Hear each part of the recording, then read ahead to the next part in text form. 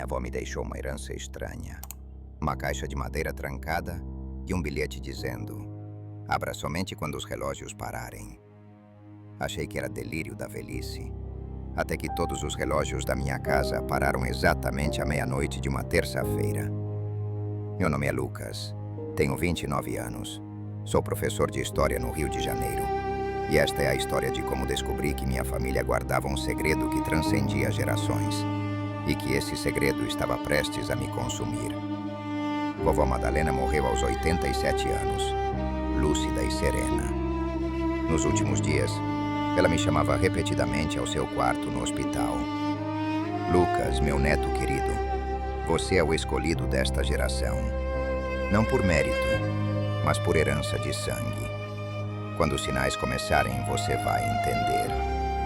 Segurava minha mão com força surpreendente. A caixa está no cofre do banco. A senha é a data em que nasci, ao contrário. E lembre-se, nunca abra antes da hora. As consequências seriam catastróficas. 2 meses após o funeral, retirei a caixa do cofre. Era de jacarandá escuro, com entalhes intrincados que formavam padrões que pareciam mudar quando você não olhava diretamente. Pesava mais do que deveria para seu tamanho. A fechadura era antiga, complexa, sem chave. O bilhete estava amarrado no topo com um cordão vermelho. Abra somente quando os relógios pararem. Você saberá a hora. Não tenha medo do que vai encontrar. Tenha medo do que vai se tornar. A caligrafia trêmula de vovó me fez engolir em seco. Guardei a caixa no armário do meu apartamento e tentei continuar com a vida. Dava aulas sobre o período colonial brasileiro, corrigia provas, saía com amigos. Mas a caixa me chamava. À noite, deitado na cama, eu a ouvia. Não era um som físico, mas uma presença na minha mente, como um sussurro constante que eu não conseguia decifrar. Comecei a ter sonhos estranhos. Sonhava com uma fazenda antiga, com pessoas vestidas de época que me olhavam com expectativa e terror. Acordava com a sensação de que havia esquecido algo crucial.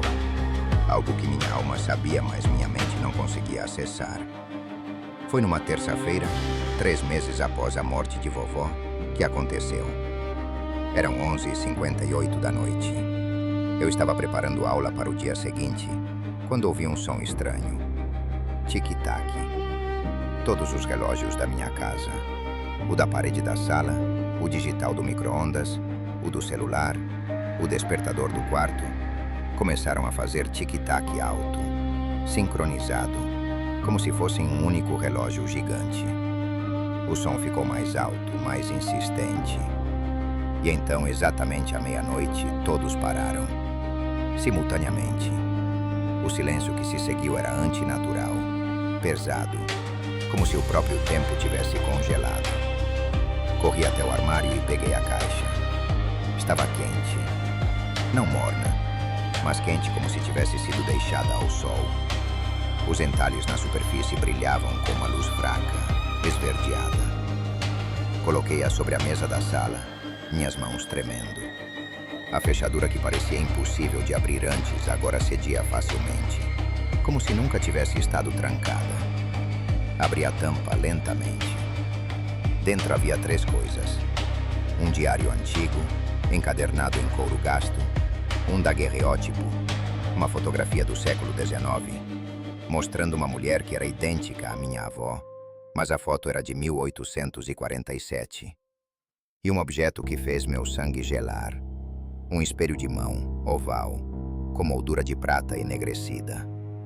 Mas o reflexo no espelho não mostrava o teto do meu apartamento.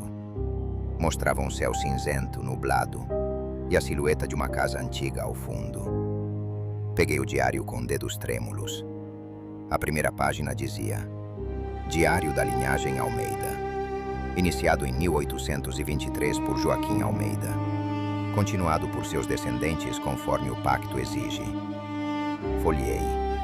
Havia entradas de pessoas diferentes, caligrafias variadas, décadas de registros. Encontrei uma entrada de 1847. Madalena Almeida registra: Hoje completei 23 anos e recebi a visão pela primeira vez. Vi a fazenda como ela realmente é. Não como aparenta aos olhos comuns, mas como existe no tempo dobrado. Entendo agora porque nossa família foi amaldiçoada e abençoada ao mesmo tempo. Somos guardiões e prisioneiros. Continuei lendo, pulando décadas. 1889. Roberto Almeida registra. O espelho me mostrou algo terrível. No tempo dobrado, nossas ações presentes afetam o passado. Mudei algo sem querer. Quando voltei, meu irmão não existia mais. Ninguém além de mim se lembra dele. 1934. Helena Almeida registra. Descobri a verdade sobre o pacto original. Joaquim não apenas comprou a fazenda, ele a roubou de seu legítimo dono através de um assassinato. E o homem que matou era um curandeiro, um conhecedor dos caminhos entre tempos. Com seu último suspiro, ele nos amarrou à terra, para que cada geração tivesse que escolher: consertar o erro original ou perpetuar o ciclo. Senti náusea. Olhei para o espelho novamente.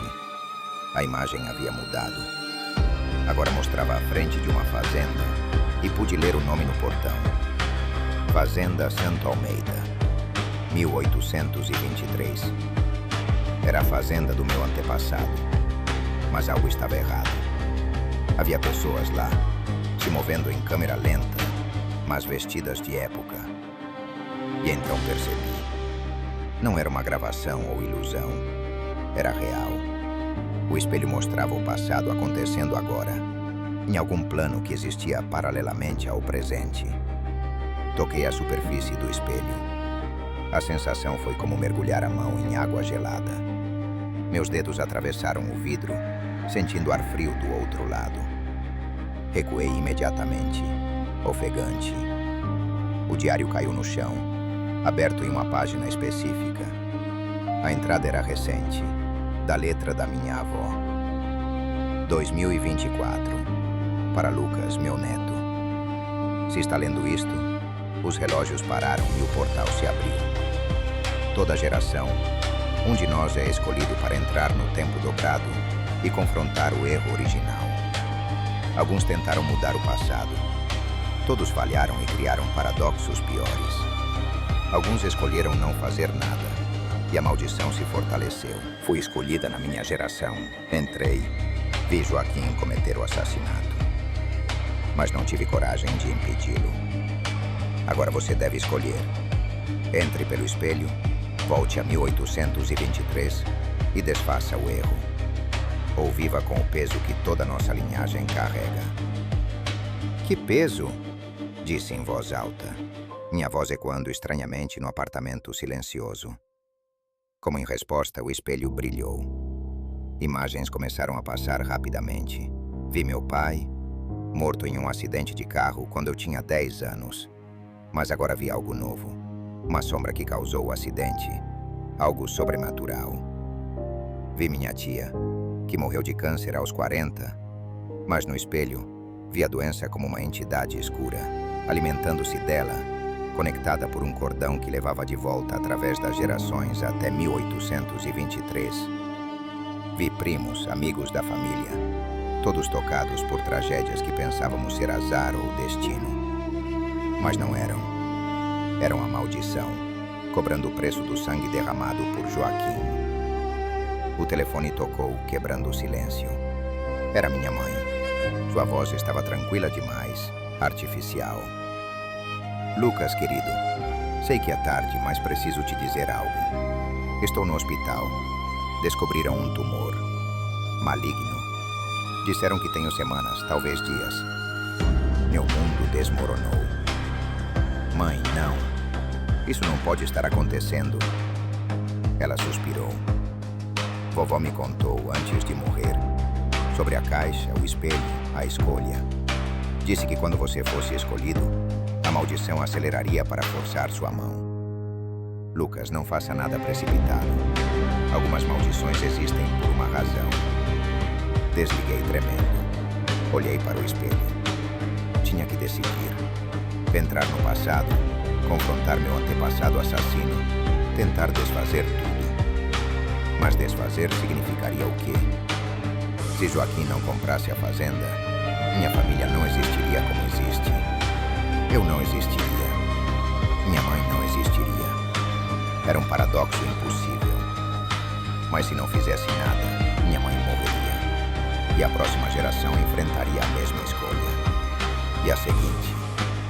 Para sempre. Respirei fundo. Peguei o espelho e o atravessei. A transição foi como ser puxado através de água viscosa. Por um momento, não existia em lugar nenhum. Flutuava em um espaço cinzento onde passado, presente e futuro eram igualmente visíveis. Camadas transparentes de tempo empilhadas como vidros. Então, solidifiquei. Estava parado em uma estrada de terra. O ar cheirava diferente. Sem poluição, apenas terra molhada e fumaça de lenha. Olhei para trás e vi o espelho flutuando no ar. Uma janela brilhante para meu apartamento em 2024. À frente, a fazenda Santo Almeida. Era menor do que imaginava, mais rústica. Cavalos amarrados, escravos trabalhando nos campos. Senti um nó no estômago vendo aquilo. Caminhei em direção à casa grande. Ninguém parecia me ver claramente. Alguns olhavam na minha direção com confusão, como se eu fosse uma miragem. Percebi que ainda não estava completamente sólido neste tempo. Era um observador, ainda não um participante. Entrei na casa. Na sala principal, 2 homens conversavam. Um deles eu reconheci das fotografias antigas. Joaquim Almeida, meu antepassado.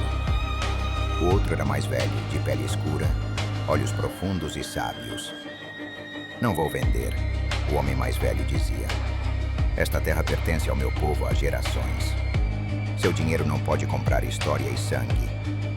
Joaquim se levantou, o rosto vermelho de raiva. Você vai vender ou vai se arrepender, velho? A discussão escalou. Vi Joaquim pegar uma faca da mesa. Vi o homem mais velho tentar se defender. E então percebi. Se eu quisesse intervir, tinha que me tornar sólido. Tinha que me comprometer com este tempo. Concentrei-me, sentindo meu corpo ganhar peso e substância. De repente, podia sentir o calor da sala, o cheiro de suor e raiva. "Pare!" gritei. Ambos os homens congelaram, olhando para mim. Joaquim arregalou os olhos. "Quem é você? Como entrou na minha casa?" O homem mais velho me olhou diferente, com reconhecimento. "Você é da linhagem dele. Vejo em seus olhos. Veio através do tempo para consertar o erro." Ele falava português com sotaque estranho, arcaico. "Mas não pode. Porque se ele não me matar, não terá a terra. Não construirá sua fortuna. E todos vocês, descendentes dele, não nascerão." Era verdade. Era o paradoxo do avô. "Então por que me amaldiçoou?" perguntei ao homem. "Por que criar uma situação sem saída?" Ele sorriu tristamente. "Não foi maldição, foi teste. Cada geração deve escolher. Existir através do sangue de outro ou sacrificar a própria existência pela justiça. A maioria escolhe existir. Por isso o peso continua." Joaquim aproveitou nossa conversa para avançar. A faca desceu em direção ao peito do homem. Sem pensar, me joguei no caminho. Senti a lâmina entrar no meu ombro, dor explodindo. Caí, sangrando. O homem mais velho se ajoelhou ao meu lado, colocou as mãos sobre o ferimento. "Você escolheu diferente. Escolheu o sacrifício. Finalmente, alguém da linhagem escolheu." Seus olhos brilharam. "Vou te dar um presente, um final diferente." Ele murmurou palavras em uma língua que não conhecia. Senti o tempo se dobrando ao meu redor, se reconfigurando. Joaquim gritava algo, mas sua voz ficava cada vez mais distante. O homem sussurrou: "Vou apagar este momento. O assassinato não acontecerá. Mas alguém deve pagar o preço. Uma vida voluntariamente dada para quebrar o ciclo. Você ofereceu a sua. Aceito o pagamento." Senti meu corpo começando a se dissolver. Não era morte, mas algo diferente. Estava sendo desfeito, removido da linha temporal. Mas, se eu deixar de existir, como vim aqui impedir tudo isso? O paradoxo final. Ele sorriu. Porque este momento existe fora do tempo linear. Você está aqui porque escolheu estar. E essa escolha transcende causa e efeito. Sua família vai continuar, mas sem o peso. Sua mãe vai viver. Todos os futuros descendentes viverão livres. Mas você será esquecido. Uma nota de rodapé apagada. Uns poucos vão lembrar vagamente que existiu um Lucas, mas não conseguirão segurar a memória. Lágrimas escorriam pelo meu rosto. É um preço justo. Pensei em minha mãe curada, em futuras gerações livres da maldição. Faça. A última coisa que vi foi o homem me abençoando. E então, dissolução. Voltei através das camadas do tempo, mas não para meu apartamento. Fui para um lugar entre lugares. Um espaço cinzento onde existiam aqueles que se sacrificaram por mudanças temporais. Vi outros lá. Pessoas de diferentes épocas, todas que fizeram escolhas similares. Bem-vindo, uma mulher disse. Somos os apagados.